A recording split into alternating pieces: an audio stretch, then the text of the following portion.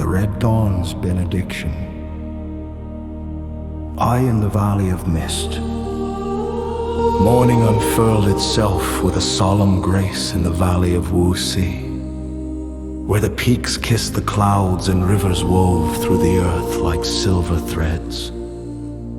The air was heavy with the fragrance of dewy grass and the haunting melody of an awakening world. General Lai, a man both revered and feared, stood alone beneath the canopy of ancient cedars. The ground was damp beneath his boots, the silence broken only by the distant cries of awakening birds.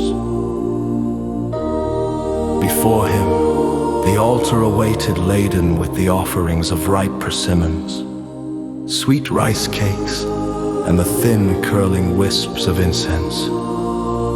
The cedarwood altar was marred with the etchings of time, a sacred testament to generations of warriors who had come before him.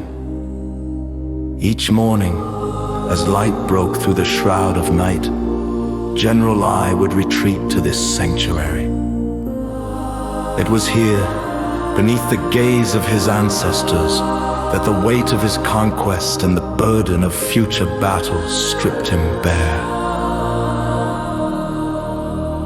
He drew a long breath, inhaling the purity of dawn. The sweetness of the earth mingled with the faint scent of incense, and bowed his head as his fingers twined together, forming the silent language of prayer.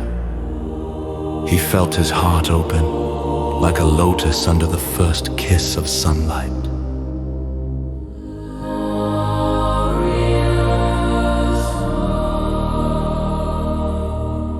The incense smoke twirled around him, spiraling upwards to the heavens, vanishing into the ethereal mist that blanketed the valley like a silken shroud.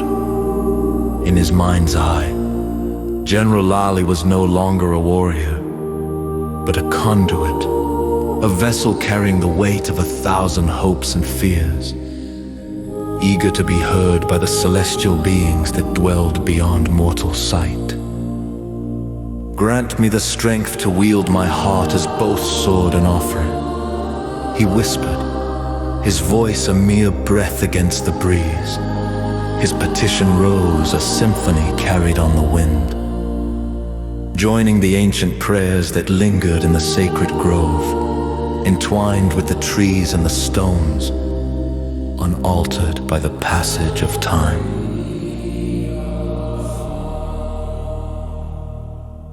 His heart, so often a fortress guarded by the battlements of duty and stoicism, now softened under the balm of morning light. He saw his life laid bare, a tapestry of victories and losses, of bloodshed and peace woven with threads of glory and sacrifice.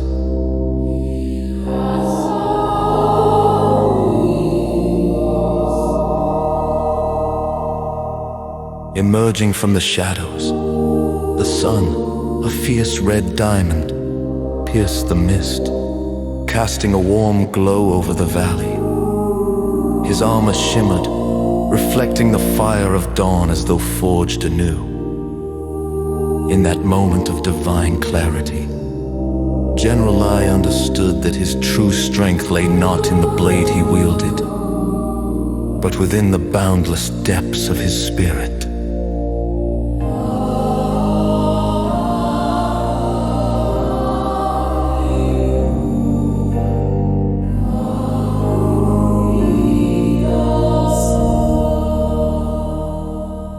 As the first threads of light painted the horizon, bathing the world in hues of crimson and gold, the general lifted his gaze. His ancestors stared back at him from the altar, their silent physics etched into the wood, guardians of his soul's journey.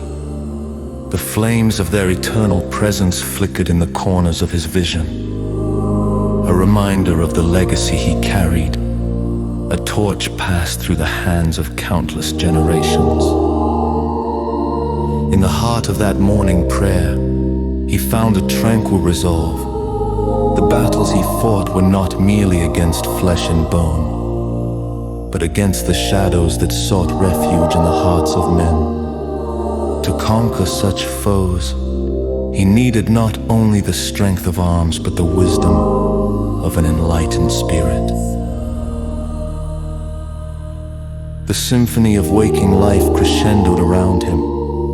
The rush of a distant brook, the rustle of leaves kissed by the breeze, the cries of the kites soaring above. Each sound was a note of hope, a promise of rebirth sung by the earth itself.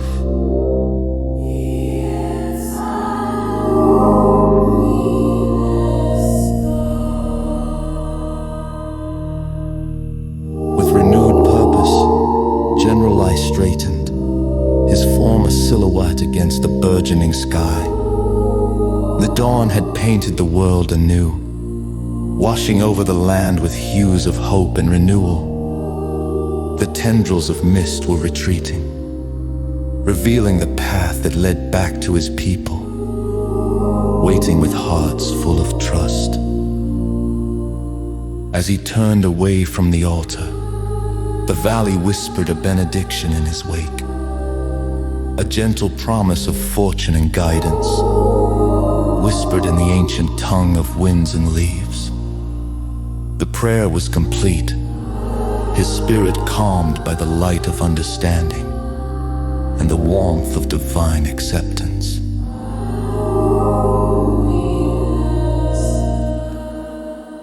The general descended from his sanctuary, each step resonating with the earth's pulse, carrying with him the blessings of the dawn, an offering accepted, a heart reborn through the valley of mist, under the red glow of morning. He marched onward into the world, a warrior of the spirit, as much as of the sword.